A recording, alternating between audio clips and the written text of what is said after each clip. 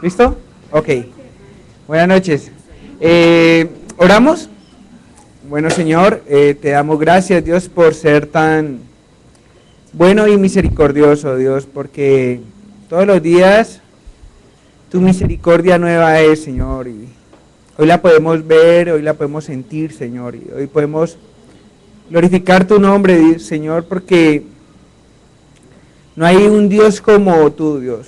No hay un Dios tan bueno, tan hermoso, con tanta gracia, Dios, que ha depositado en nuestras vidas, Señor, y por eso hoy venimos aquí, Dios, a adorarte, a glorificarte, Padre Santo. Te amamos, Señor, y que seas tú, Dios, hablando, Señor, a nuestros corazones y trayendo, Señor, esa sanidad que necesitamos, trayendo ese consuelo, trayéndonos ese ánimo, Dios, y aún trayéndonos, Padre Santo, esa exhortación si es del caso, Dios. Muchas gracias, Padre Santo, te damos en el nombre de Jesús. Amén y amén. Bueno, el Señor es bueno y Hernando en estos momentos está de viaje, le manda muchas saludes, yo creo que él nos está viendo por internet. Saludes, y no ha aparecido Kira todavía, desde las 8 de la mañana, aprovecho este espacio para decirle que no ha aparecido Kira. Entonces, estamos un poco preocupados, ¿no? Y ¿saben qué? Muchas veces pensaba en esto y digo, el Señor nos hace pasar por diferentes pruebas para mostrarnos que no somos nada. Yo he tratado de mover cielo, tierra, he hecho toda la mañana búsqueda intensiva como familia. Hoy ha sido un día tremendo porque nos ha unido el Señor hoy como familia, porque todos hemos salido unidos a buscar a Kira. Sí, y eso ha traído muchas cosas y bueno, el Señor ya sabrá dónde está Kira y ojalá Dios permita que cuando estemos llegando a la casa, pues ya ella haya llegado a la casa. Entonces aprovecho para decirle a Hernando, todavía no ha aparecido Kira, estamos orando por ellos. Ok, ayer estábamos hablando sobre, en el grupo de los hombres, y habíamos terminado un libro que se llama El hombre que Dios usa. ¿Sí? Lo terminamos hace alrededor de 3 miércoles. Luego vino y dimos un estudio de tópico y ayer fue la introducción de un libro que vamos a estudiar como hombres. Y el libro se llama Deje de coquetear con la iglesia. Entonces me pareció un tema bien interesante y lo estuve leyendo y ayer fue la introducción. Y Hernando ayer que me decía que pues diera el tema hoy, yo le decía, bueno Señor, ¿de qué voy a hablar? Y bueno, entonces me levanté esta mañana y ya se dieron cuenta qué pasó. Entonces yo dije, el Señor quiere que hable de lo que yo hablé ayer. Las mujeres también se van a dar cuenta de lo que vamos a estudiar nosotros. Y ayer veíamos algo, ¿no? Y hacía una pregunta y yo creo que es lo que tenemos que tener hoy bien claro, ¿qué es la iglesia? Porque mucho se ha hablado de la iglesia, ¿no? Y todo el mundo tiene o tiende a decir que está en la sana doctrina. Todo el mundo tiende a decir de que pues su iglesia es la mejor, pero hoy vamos a ver el real significado de qué es iglesia. Y estaba yo viendo algo sobre unas estadísticas de un diccionario y decía lo siguiente, que hay más o menos 3.400.000 iglesias fundadas. 3.400.000 iglesias fundadas alrededor de la tierra, ¿no?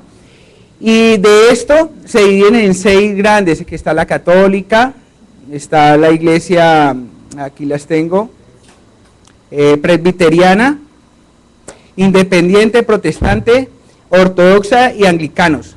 Y esos son los que mayor componen esos 3.400.000 iglesias, de las cuales se han desprendido muchos más. Pero lo interesante de esto es, ¿qué significa iglesia? ¿O qué es la iglesia? Pues lo primero que tenemos que saber es que la palabra iglesia aparece 110 veces en el Nuevo Testamento.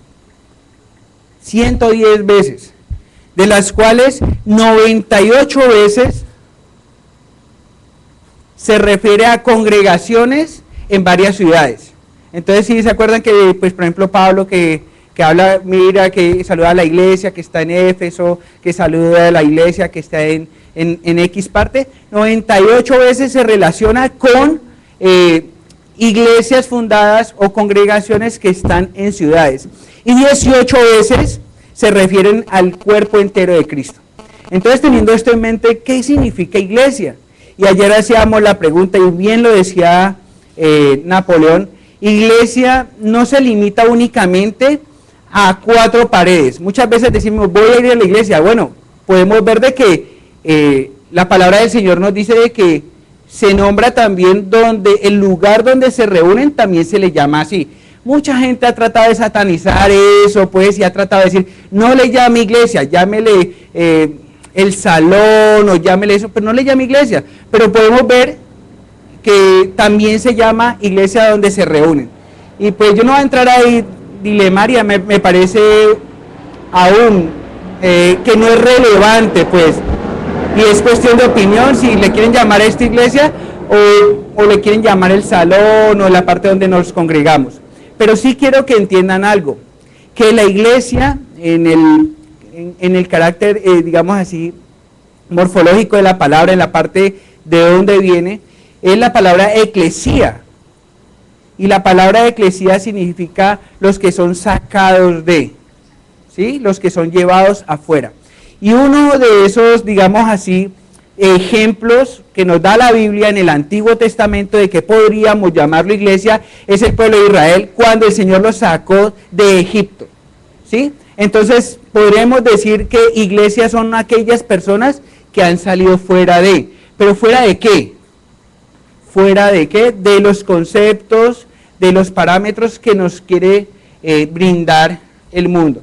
Acuérdense que Pablo por allá en Romanos capítulo 12 dice que no nos conformemos a todos los rudimentos de este mundo, ¿cierto?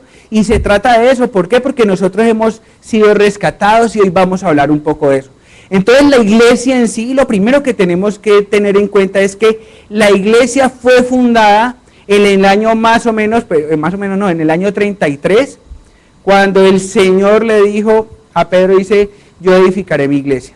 Él es el fundador de la iglesia. O sea, el fundador del cristianismo, ¿quién es? Pues Cristo mismo. Y déjeme decirle que es la persona más importante que ha pisado la faz de la tierra. Hoy muchas personas van a visitar tumbas por lo que hay ahí. Hoy, como nosotros sabemos, van la gente a visitar la tumba por lo que no hay ahí. Y hoy estaba viendo algo sobre José Luis Miranda, que decía que era Dios, y estaba yo viendo porque salió la ex esposa de él, diciendo de que eso era una farsa, porque muchos decían de que todavía estaba vivo, y que él no estaba muerto, sino que estaba era de parranda, ¿sí? Entonces salió la ex esposa de él y dijo, no, de verdad, él sí está muerto. Él sí está muerto, y ese Dios, pues lo pueden ir a visitar hoy, ¿sí? Ese Dios lo pueden ir a visitar hoy, y como decía uno de los comentarios, y está lleno de gusanos. Pero la tumba de Cristo Jesús, el fundador de la iglesia, el fundador del cristianismo, pues déjeme decirle que hoy Él está intercediendo por ti y por mí, por su iglesia, por el cuerpo de Cristo. Y hoy vamos a hablar sobre eso. Entonces, 110 veces aparece esta palabra, ¿sí? Iglesia, eclesía. ¿Y quién es iglesia o qué es eclesía? ¿Qué es iglesia? Iglesia son todas aquellas personas que han manifestado 4 cosas. La primera, que Jesús es su suficiente y único Salvador. Lo segundo, es que Jesús, la segunda característica que tiene, digamos así, la persona que se considera iglesia, que hoy vamos a verlo, es que la segunda cosa es de que, fuera de que lo considera como su Salvador, lo considera como su Señor. Y esto tenemos que tenerlo muy en cuenta. ¿Saben por qué? Porque una de las razones por las cuales la iglesia o las personas vienen y se desaniman, ¿saben por qué? Porque no conocen este tipo de lo que ha hecho el Señor o lo que ellos han profesado manifestarle a Dios. Entonces cuando usted venga, si usted verdaderamente es iglesia, vengan esos momentos de desánimo, acuérdense quién es el Señor y Salvador suyo. Y de una se acuerda de lo que Él ha hecho. Y ¿saben qué? Va a renovar sus fuerzas. Y eso me sucede a mí. Muchas veces me he sentido desanimado. Pero cuando veo lo que el Señor hizo por mí, lo que ha hecho por mi familia, de dónde me rescató Él, pues déjeme decirle que me dan ánimos. ¿Y saben por qué? No por lo que yo soy o por lo que yo puedo dar, sino por lo que Él es y por lo que Él ya me dio. Entonces, esta es la segunda declaración. La tercera, son todas aquellas personas que han nacido de nuevo. Porque muchas personas dirán, ok, yo he declarado que el Señor es mi Señor y mi Salvador, ¿cierto? Pero el mismo Señor nos dijo que no todo el que me dice Señor, Señor, va a entrar al reino de los cielos. Entonces, para yo poder ser iglesia o para yo ser parte de la iglesia, tengo que haber nacido de nuevo. Y acuérdese que el nacer de nuevo implica que tengamos dentro de nosotros el Espíritu Santo de Dios. Y el nacimiento de nuevo, ¿saben qué? Se demuestra. Mucha gente dice, yo no sé si soy salvo o no soy salvo. ¿Sabes cómo te puedes dar cuenta? A través de cuando tú pecas. Si tú no sientes o tú te justificas por tu pecado, pues déjame decirte que hay algo raro ahí. Pero si tú vienes y pecas y viene el Espíritu Santo, te redarguye, te dice, mira, hiciste esto mal. ¿Sabes qué? Ese es el significado de que has nacido de nuevo. Entonces, esa es la tercera cláusula que nos podemos decir. Primero, la iglesia es aquella que declara que Jesús es su Señor, declara que Jesús es su Salvador, y lo tercero, es una persona nacida de nuevo o regenerada, ¿sí? Y lo cuarto, son aquellas personas que han sido santificadas. Pero muchas personas dicen, ok, pero eso de hablar de santificados, es que ustedes creen santos. Claro, como la iglesia tradicional nos ha enseñado que santos son aquellas personas las cuales uno va y se dirige o para pedirle algún favor o para que interceda por nosotros. Pero santo es, ¿qué significa? Ser apartados por Dios. ¿Pero qué quiere decir eso? Es como, por ejemplo, ahorita el mismo ejemplo con Kira. Anoche que llegamos, para ella había un plato apartado para ella, ¿sí? Así mismo somos nosotros, somos personas apartadas para Dios. En ese plato de Kira, o en el plato, si ustedes tienen perrito en el plato, usted no come, ¿cierto? Porque es apartado para el perrito. Eso espero, ¿no? Eso espero, porque muchas personas dirán, no, pues cuando me quiera toda la loza, también la utilizo. No, pero así no funciona. Cuando nosotros somos santos, cuando somos de iglesia, somos de esas personas apartadas para Dios. Entonces tengamos siempre esto. La iglesia profesa esto, cree en esto y está convencido de esto. De que Jesús es su Señor, que Jesús es su Salvador personal, que somos personas regeneradas o nacidas de nuevo, y por último, que hemos sido apartados para Él. Entonces, cuando usted entiende esto, su vida no debe seguir siendo igual. Su vida debe ser transformada. Y miren, una de las condiciones las cuales vamos a ver hoy, o una de las características que tiene la iglesia y lo que ha hecho Jesús por la iglesia, es que cuando nosotros nos reunimos, lo que vamos a encontrar dentro de los servicios es perfeccionamiento de los santos. Y eso vamos a hablar hoy. Entonces, teniendo esto en cuenta, por ahí encontré otra definición de qué es iglesia.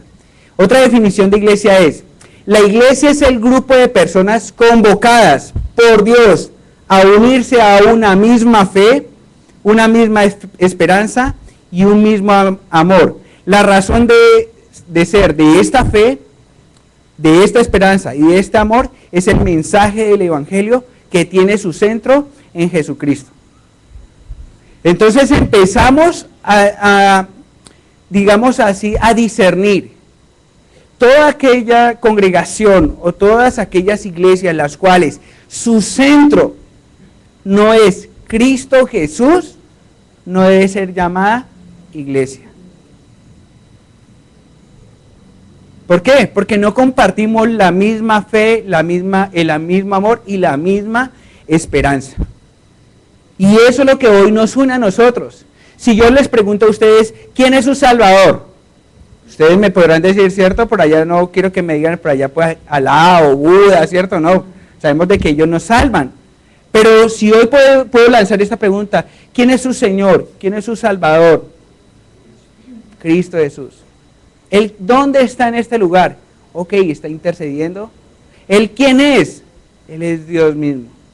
Entonces, hemos declarado esto, podemos considerarnos iglesia. Lo primero que vamos a ver de la iglesia es quién es el dueño de la iglesia. Porque hoy muchas personas, y desafortunadamente no sé si usted de pronto ha participado en otras iglesias, parecen emporios. Y desafortunadamente pareciera que la iglesia fuera de ellos. Ellos son los que toman todas las decisiones arbitrariamente. Y esto, hoy vamos a empezar a mirar estas características, lo que es la verdadera iglesia. Entonces lo primero que vamos a ver es, el Señor es el dueño de la iglesia. Vamos a ir a Hechos capítulo 20, versículo 28. Hechos capítulo 20, versículo 28.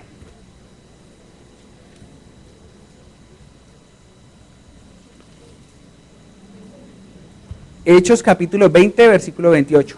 Pablo está en Mileto y manda a llamar a todas aquellas personas que se encargaban de la grey, se encargaban del cuerpo de Cristo. Y los manda a llamar y porque él se está despidiendo. Y una de las cosas que podemos ver en ese capítulo 20 es cómo él se pone de ejemplo. Y yo creo que es importante nosotros dar ejemplo. Mire que aquí Pablo está hablándole a esta iglesia y le está hablando a los ancianos. Y les está hablando sobre su vida y cómo se comportó él durante su ministerio.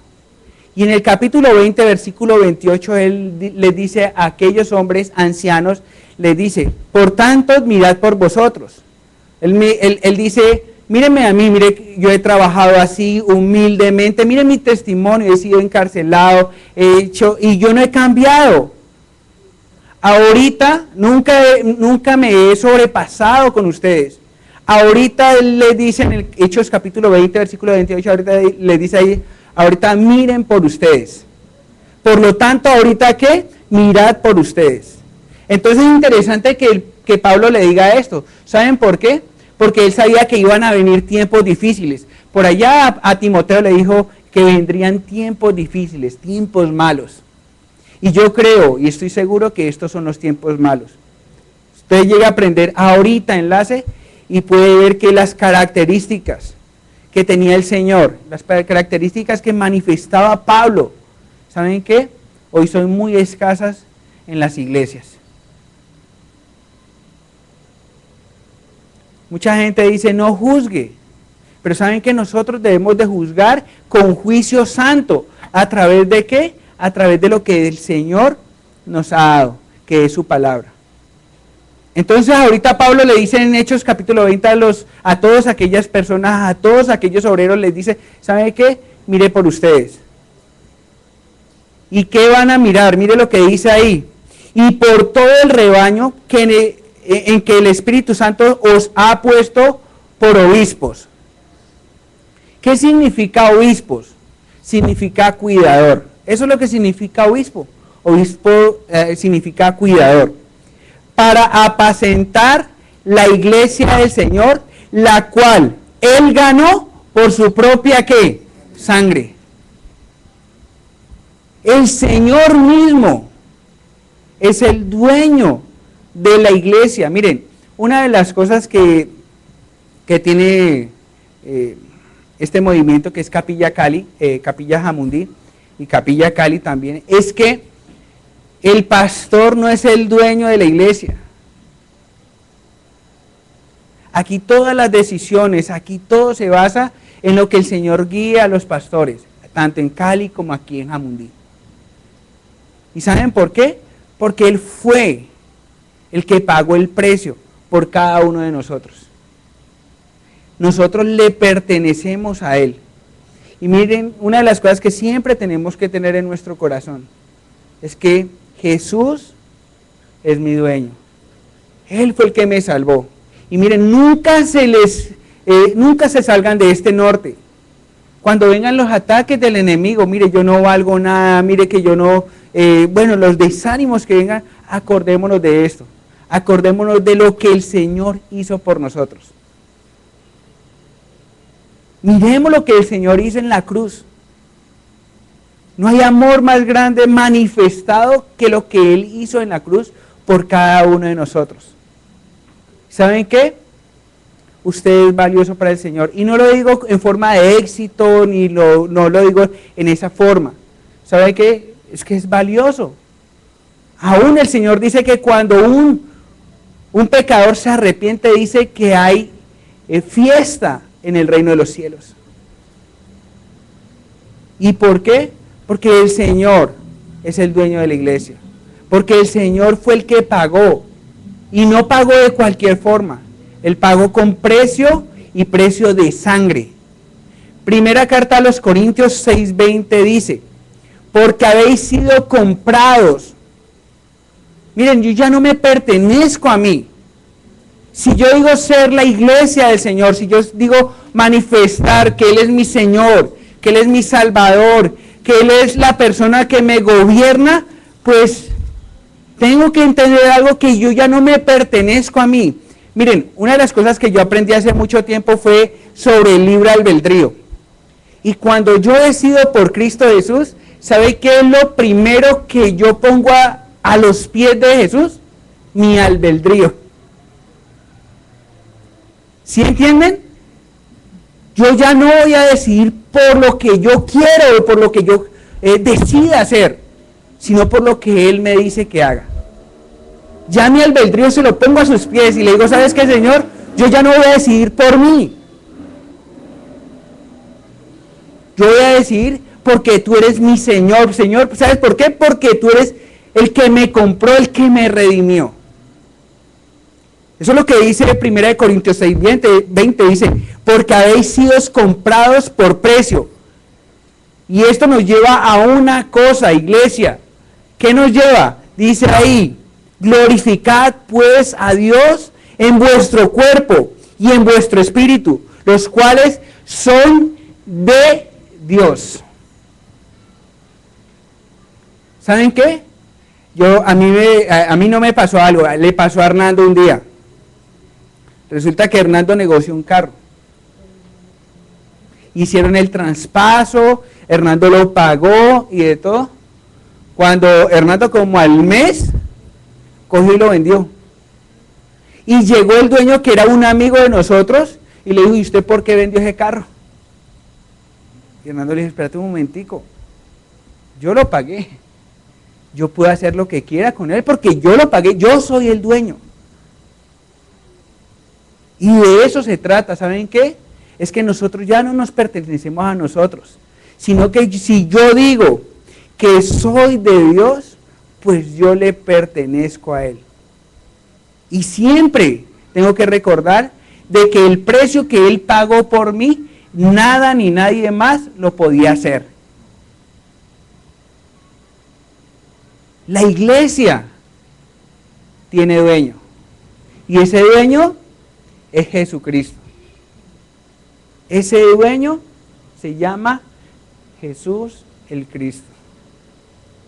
Así es de que cuando usted decida Si usted algún día hizo la oración de fe, si algún día usted declaró que Él es su Señor, acuérdese que todas las decisiones que usted vaya a tomar, primero vaya donde Él. Y a Él le pertenece todo lo que nosotros tenemos. Absolutamente todo. Yo le decía a alguien, me dijo, Carlos, ¿vas a dejar la moto ahí con el casco? Yo le dije, si se la roban, se meten escondidos porque eso no es mío. Carlos, ¿vas a dejar la moto ahí? Le dije, es que esa moto no es mía. Y donde le lleguen a robar, no me roban a mí, que tienen que ver con Él. Tenemos que ser prudentes también, ¿no? Pero también muchas veces descansar en eso. Descansar de que nosotros tenemos un dueño. Descansar de que nosotros tenemos ese Redentor. Y ahorita vamos a hablar algo sobre esto. Mire lo que dice 1 Pedro 2.25. 1 Pedro 2.25.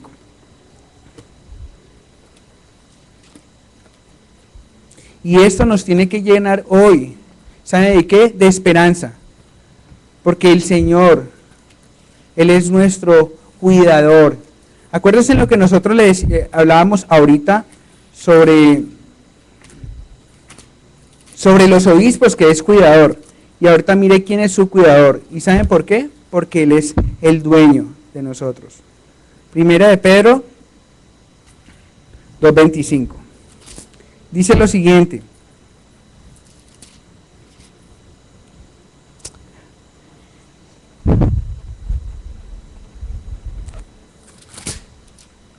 Porque vosotros erais como ovejas descarriadas, pero ahora habéis vuelto al pastor y obispo de vuestras almas. Imagínense, ¿quién es el cuidador de nuestras almas? ¿Qué significa obispo? Cuidador. Y aquí Pedro nos está diciendo que antes andábamos como ovejas descarriadas, pero hoy tenemos un dueño, y es Jesús. Y Él dice que Él es el cuidador de cada una de nuestras almas. ¿A usted no le da tranquilidad eso? ¿A usted no le da tranquilidad eso de saber de que hoy precisamente puede dormir tranquilo? Porque Él me cuida, porque Él me hace dormir confiado. ¿Saben por qué? Porque Él me cuida, porque yo le pertenezco a Él, porque Él es mi dueño. Y esa es una de las características grandes que tiene esta iglesia. Hay iglesia universal, que son todas, y hay iglesias locales. ¿Y saben qué? Muchas personas, de pronto decía el pastor el sábado, que de pronto había escuchado algo sobre lo que había estado sucediendo. Y una de las cosas que él decía es que él decía, ¿no? Abro paréntesis, decía, yo tengo la confianza de que el Señor está guardando esta iglesia.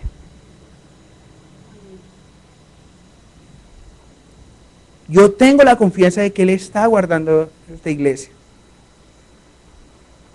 Pablo le dice a los romanos, por allá en el capítulo 8, versículo 28, dice, mas todos los que amamos a Dios, todas las cosas nos ayudan para bien. Hoy se perdió Kira.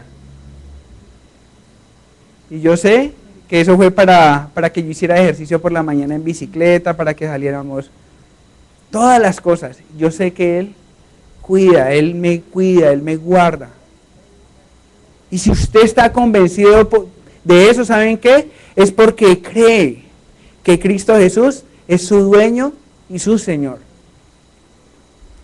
Lo primero que tenemos, la primera característica que tiene, y miren, si vienen momentos de desánimo, acuérdense, ¿quién es el que guarda todas las situaciones? ¿Quién es el que guarda tu alma? ¿Quién es esa persona que pagó por ti? ¿Y sabes qué? Vas a poder dormir confiado.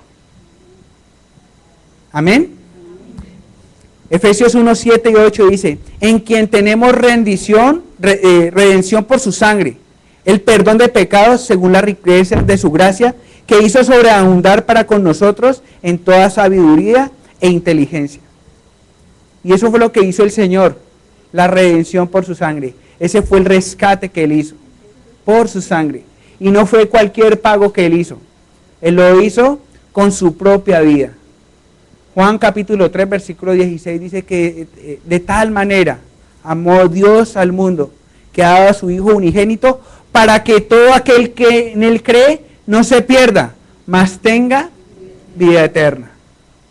Así es de que hoy podemos dormir confiados. ¿Qué te está atormentando hoy? Pues ¿saben qué? Ponle eso en las manos del Señor. ¿Cuál es tu situación hoy? Acuérdate de que no es tu situación. Es el Señor teniendo control sobre ello. Entonces, con esto en mente, pensemos en quién estamos depositando hoy nuestra confianza. Con esto en mente, piensa en dónde están puestos tus tesoros. Con esto en mente, empieza a pensar qué estás haciendo o cómo le estás demostrando que Él es tu Señor, tu dueño. Y eso es lo primero que podemos ver en lo que significa iglesia. Lo que significa iglesia es que Jesús es el fundador y Él es el dueño. Lo segundo que quiero que veamos es Cristo es la cabeza de la iglesia. Cristo es la cabeza de la iglesia. Efesios 5:23. Efesios capítulo 5, versículo 23. Podremos decir que en el sentido físico, ¿cierto? Sabemos que la cabeza proceden todas las instrucciones necesarias para conducir los movimientos del cuerpo.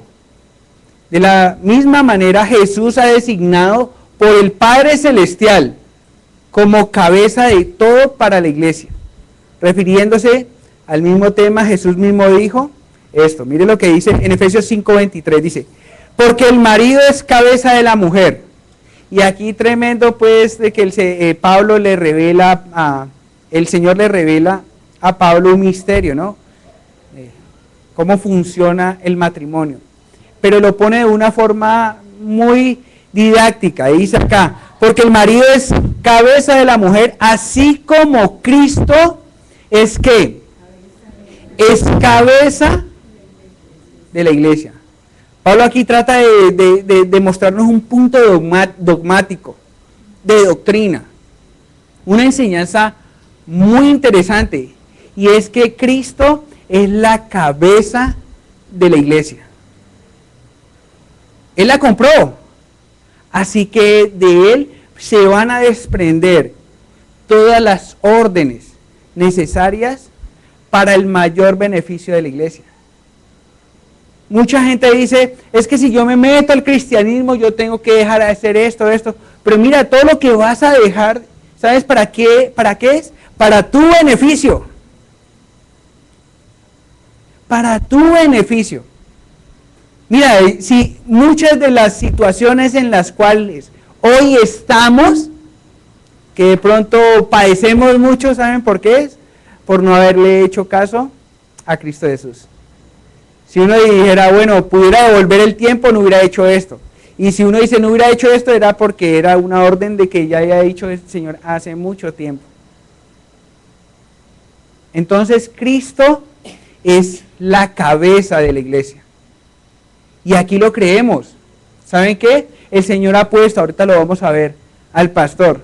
Pero Él está bajo autoridad. Mucha gente, o siempre nos sucede, o a mí me ha sucedido, y yo le decía esto a los hombres ayer, es que siempre tendemos a hacer mejor las cosas que el pastor. Es que si yo fuera él, hubiera hecho esto. Es que si yo fuera él o el pastor, y lanzamos, digamos así, esos comentarios a la ligera. Pero ¿saben qué? El Señor me mostraba a mí, porque yo tengo doble problema. Primero que, pues, siempre pienso que puedo hacer mejor las cosas. Y segundo, que Él es mi hermano y es menor que yo. Entonces yo siempre he sido la persona que, digamos así, lo he guiado en muchas cosas. Pero cuando estoy dentro de esto y Él está tomando las decisiones, el Señor me muestra Carlos, si Él es el pastor, déjalo que yo lo estoy guiando. Y si tú crees de que Él no está haciendo las cosas bien, pues llámalo aparte porque podemos hacerlo y demostrarle a través de la palabra que no está haciendo bien. Pero si está haciendo las cosas bien, pues déjame decirte que déjalo que siga y que avance. Pero si tú crees de que él no está siendo guiado por el Señor, pues sabes que hasta un lado. No sé si ustedes han dado, por ahí hay una propaganda que dice que su dinero está en el lugar equivocado. Si usted cree que el pastor no está siendo guiado por el Espíritu Santo a través de Cristo, pues déjeme decirle que usted está en el lugar equivocado. Porque nosotros debemos de estar en el lugar donde Cristo es el que instruya, el que guíe la iglesia. Entonces, este es el momento para nosotros ponernos y saber de que Jesús es el que está guiando la iglesia. Es esta iglesia local, pero está guiándote también a ti. Y miren, una de las cosas que tenemos que tener certeza es que Jesús quiere guiarnos. Y Él quiere que nosotros nos dejemos guiar. Un cuerpo sano, ¿qué hace? El cerebro, la cabeza, emite un impulso eléctrico, no sé cómo se llame, aquí hay una doctora. ¿Y qué hace un cuerpo sano? Un cuerpo sano lo que hace es responder a ese impulso. Ayer le decía a los hombres es que si tú estás dentro del cuerpo, perteneces al cuerpo de Cristo, claro está. Pero nadie puede responder por otra cabeza. Me explico. Por ejemplo, yo le digo a Brandon, en estos momentos, yo soy la cabeza y le voy a decir al cuerpo de Brandon que haga algo. Ya lo hice. Si no obedece, no pertenece al cuerpo. Entonces, aquí es donde está. Para nosotros ser iglesia debemos de pertenecer a un cuerpo. Y el cuerpo es guiado por la cabeza. ¿Y la cabeza es quién? Cristo Jesús. Él es el dueño. ¿Y saben qué? Él es la cabeza. De ahí salen todas las órdenes. ¿Cómo funciona hoy? ¿Cómo funciona? Funciona a través de la palabra de Dios. Aquí están todos los designios que Él ha dicho para cada uno de nosotros. Tanto para la iglesia como para nuestra casa. Tanto para mi casa como para mi familia, como para mi trabajo. Y siempre debo de meditar en esto, siempre debo tener en cuenta esto, de que Jesús prevalece por encima de cualquier ley o cualquier emoción o cualquier designio de otra persona. ¿Por qué? Porque Él debe ser la cabeza. Eso sí, siempre y cuando usted sea iglesia. Siempre y cuando usted le haya dicho al Señor, Señor, yo quiero que tú seas mi Señor, mi Salvador, yo quiero que mi vida te pertenezca a ti.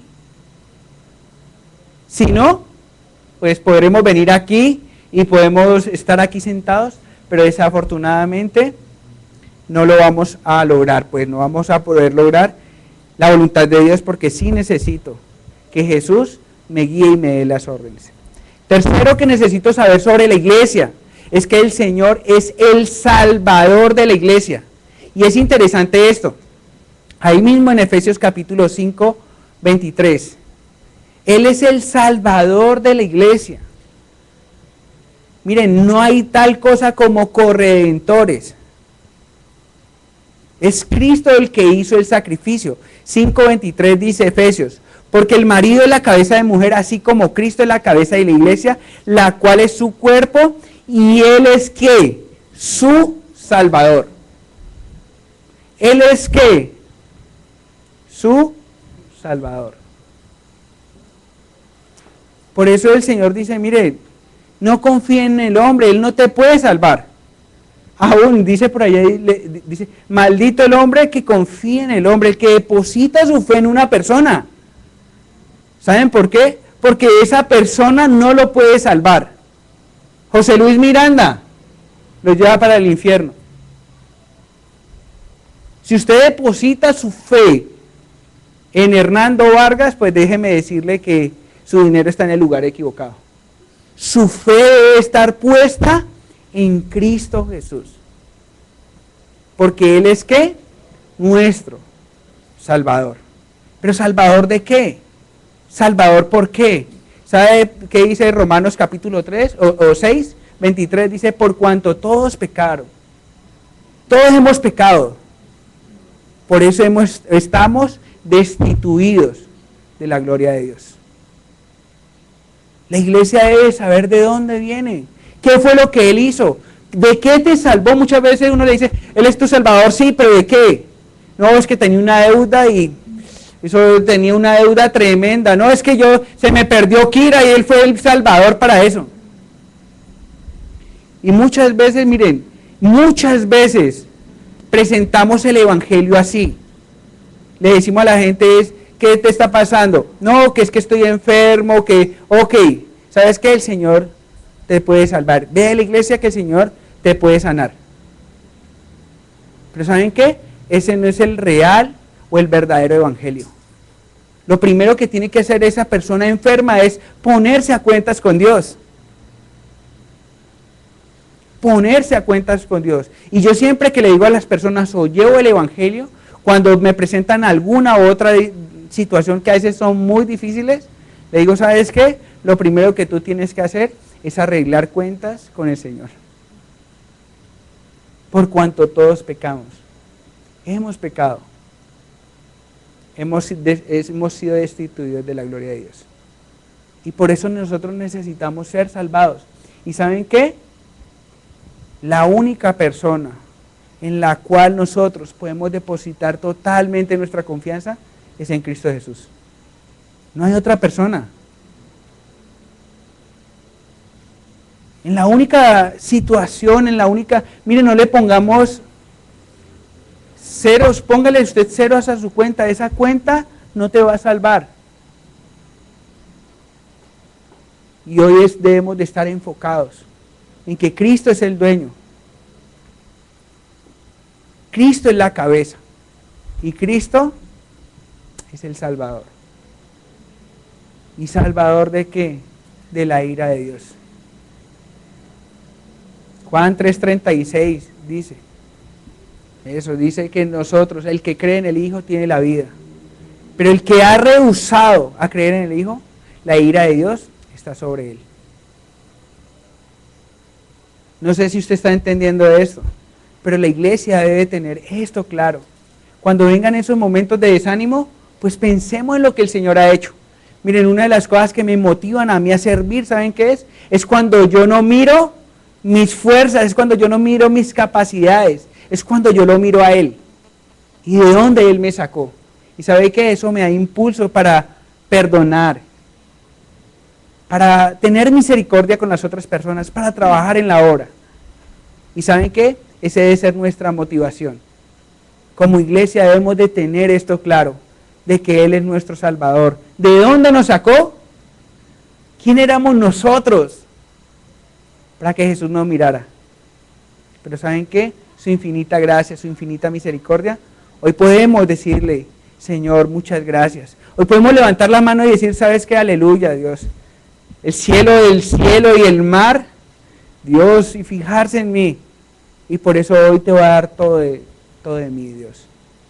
Porque Él es mi Salvador. La pregunta, ¿Él es tu Salvador?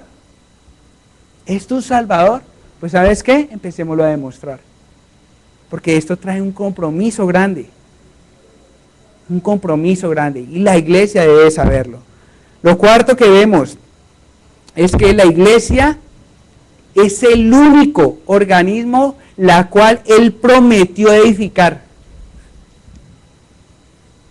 Jesús no prometió edificar un banco, una nación. Él prometió edificar su iglesia. Mateo 6:18. 16:18, perdón. Mateo capítulo 16, versículo 18. Dice lo siguiente. ¿Estamos ahí? Mateo capítulo 16, versículo 18. Dice Mateo 16, 18. Y yo también te digo que tú eres Pedro, y sobre esta roca edificaré mi iglesia. Ahí vemos a Jesús en dos facetas. La primera, como fundador de la iglesia, ¿no? Sobre esta roca. ¿Cuál era la roca? Pedro. Acuérdense que la iglesia tradicional nos dice a nosotros de que Pedro es la roca, ¿no? Pero si lo podemos ver a la luz de la palabra del Señor, un cuerpo que de dos cabezas suena como monstruoso.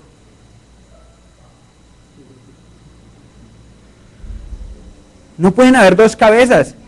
Jesús es tanto la cabeza en el cielo como la cabeza aquí en la tierra. ¿Sobre qué está hablando el Señor? Sobre aquella declaración. Él va a edificar todas aquellas personas que creen que Jesús es su dueño. ¿Cuántos creen eso? Yo lo creo. Que Él es mi Señor. ¿Cuántos lo creen? Yo lo creo. Que Él es mi Salvador. Totalmente. Sabe que Él me promete a mí me promete. Y a todas aquellas personas que decidan por Él los promete edificar. La pregunta es, ¿quieres ser edificado? ¿Quieres tener buenos cimientos? Pues ¿sabes qué? Debemos de empezar a trabajar en ello. ¿Cómo es tu relación con la palabra de Dios? Y yo estaba sacando aquí unas estadísticas. Déjenme decirle. Yo estaba por acá sacando unas estadísticas y decía, aún lo habían sacado otras personas, pero yo me atreví a corregirla. Dice aquí, se dice que el cristiano promedio de la iglesia de Cristo ha escuchado 96 sermones por año. 96 sermones.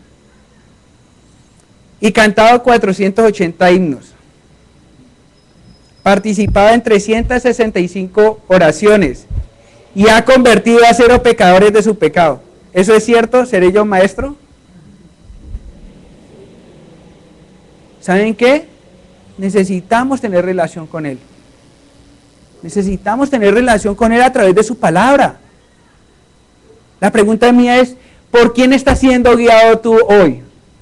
¿Quién es el que te está guiando hoy? ¿Quién es lo que te está llevando? El horóscopo, todavía hay mucha gente. Miren, en estos días nos dábamos cuenta de alguien que tenía la Biblia y se le quedó, y dentro de eso estaba el horóscopo. Suena raro, ¿cierto? Suena algo como, Carlos, estás exagerando. Pero ¿saben qué? Hoy hay gente cristiana haciendo chance. Loco, ¿cierto? Si Él es mi dueño, si Él es mi Señor, si Él es mi sustentador, si Él es mi Salvador, yo no tengo por qué estar en ese tipo de situaciones. Yo no tengo por qué estar en ese tipo de situaciones, pero ¿saben qué es lo que pasa? Que Pablo muchas veces dijo, no ignoréis X cosa, no ignoréis otra. ¿Saben qué? Muchas veces ignoramos esto. O lo sabemos y nos hacemos de los oídos que no escuchamos. O lo sabemos, pero preferimos caminar a nuestro gusto. Pero luego estamos nosotros diciendo, ¿por qué a mí? ¿Y saben por qué? Muchas veces es porque no hemos confiado en el Señor. Es porque no le hemos dejado que el Señor sea Él verdaderamente Señor de nuestras vidas. ¿Y saben qué? Nosotros como iglesia debemos de confiar en el Señor. ¿Quieres ser edificado? Empieza a tener tu tiempo con el Señor. ¿Quieres ser edificado? Pasa tiempo leyendo la palabra de Dios. ¿Y saben qué? Él promete edificarte. Yo no sé si usted, hoy que lee la Biblia, la entiende más que cuando no la leía. Yo le decía esto a alguien, le decía, mira, resulta que un edificador hizo una casa sobre la arena y otro lo hizo sobre la roca. ¿Tú qué puedes pensar sobre eso? Dijo, es que uno es más bobo que el otro. ¿En serio? Me dijo eso. Y el Señor utilizaba ese tipo de parábolas para esconder de las verdades de aquellas personas que no querían tener una relación con Él o que venían a juzgarlo. Pero ¿saben qué? revelaba los misterios más asombrosos cuando le abría en su corazón. ¿Y sabe él qué hacía? Él los edificaba. ¿Qué estás haciendo hoy con todas las situaciones que tú tienes en este momento?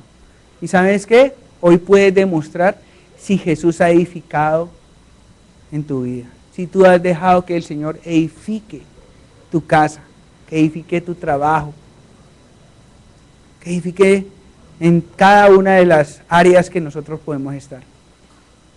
¿Y saben qué? Es el único organismo, la iglesia, es el único organismo en la cual Él prometió edificar.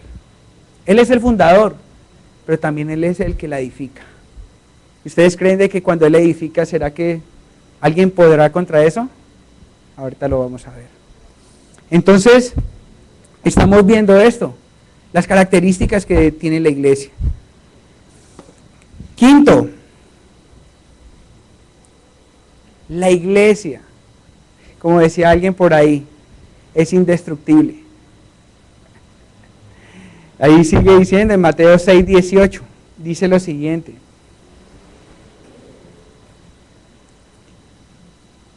Mateo 6:18. 16:18 debe ser, no, ahí mismo, ¿no?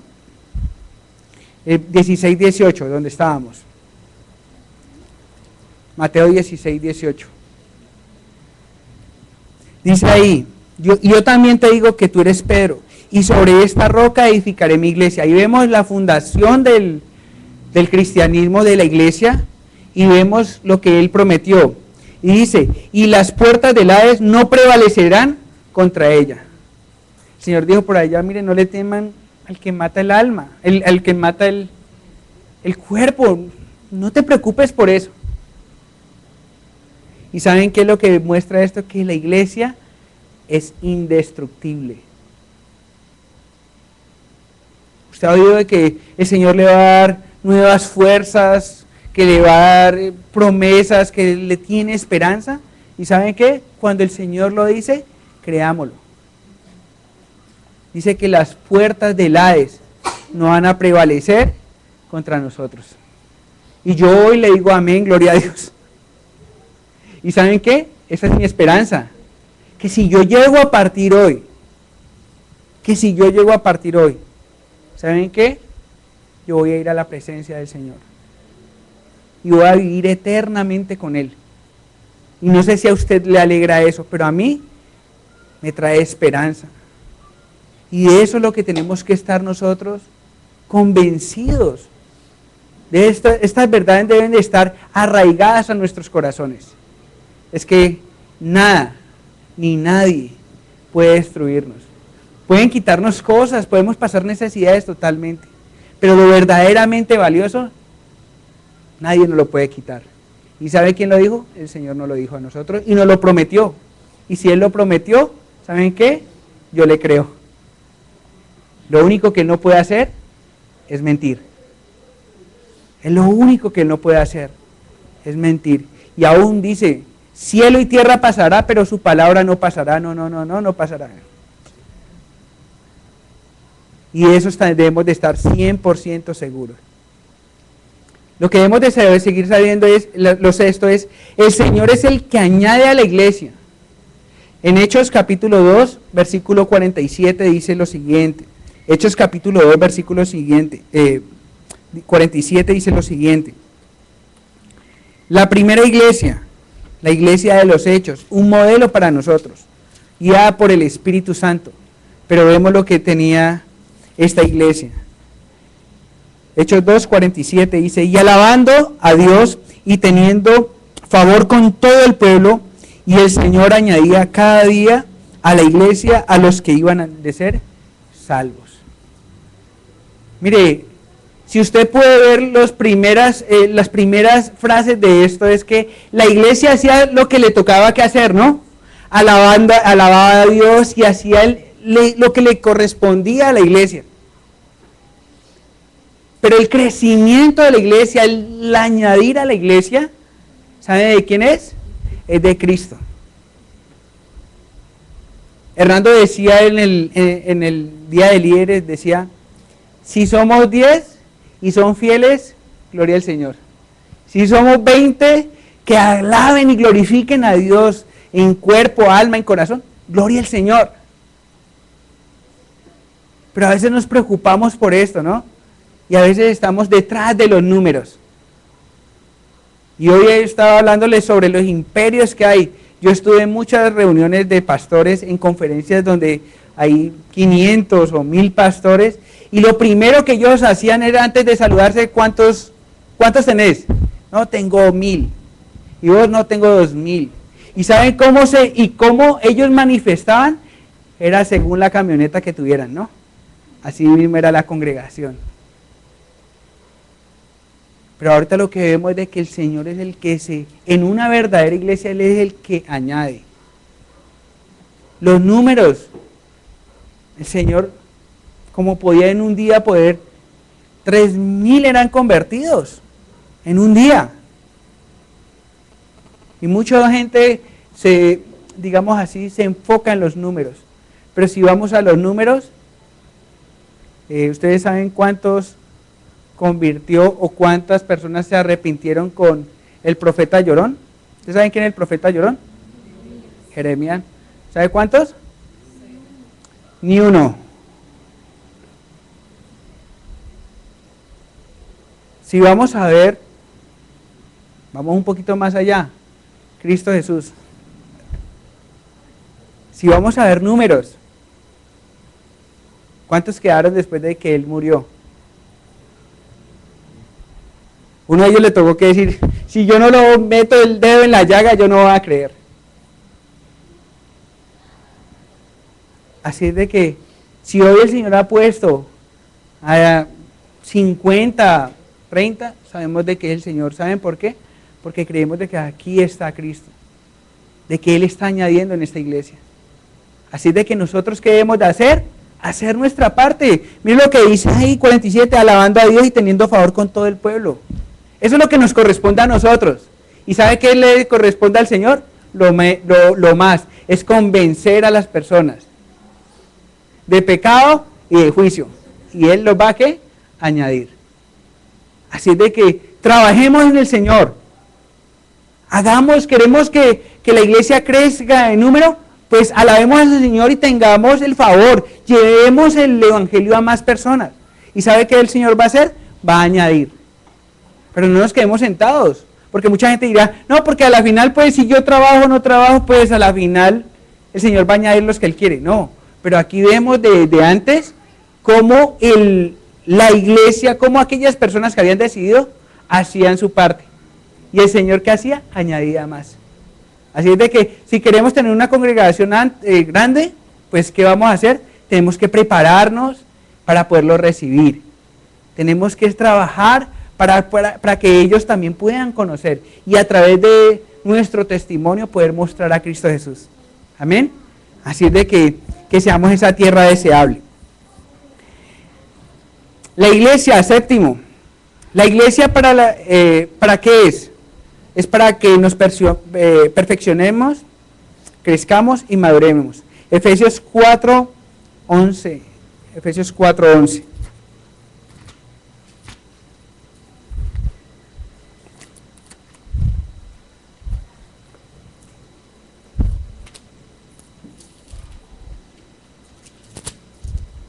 Efesios 4:11. Dice, y Él mismo, ¿quién es Él mismo? Jesús. Y Él mismo constituyó a unos apóstoles, a otros profetas, a otros evangelistas, a otros pastores y maestros. En el 12, ¿para qué? A fin de perfeccionar a los santos para la obra del ministerio, para la edificación del cuerpo de Cristo. ¿Saben qué? Cuando nosotros vengan, mire, es muy importante venir a la iglesia. ¿Y saben por qué? Porque es aquí donde nosotros recibimos, digamos así, edificación a través de personas que el Señor está usando.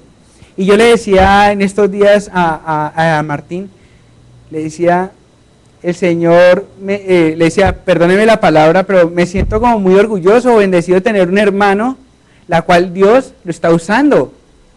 Y Dios lo está perfeccionando. ¿Pero para qué? ¿Para que Él se quede con eso solo? No, para que edifique a otros. ¿Y saben qué? Dios lo puede hacer con cualquier otra persona. Pero si Dios te quiere, si Dios te tiene a ti aquí hoy, es porque Él quiere perfeccionarte y usarte. Mira, el Señor puede convencer a cualquier persona en el mundo de tu familia, puede usar a cualquiera para que, ¿por quién estás orando para que llegue a los caminos del Señor?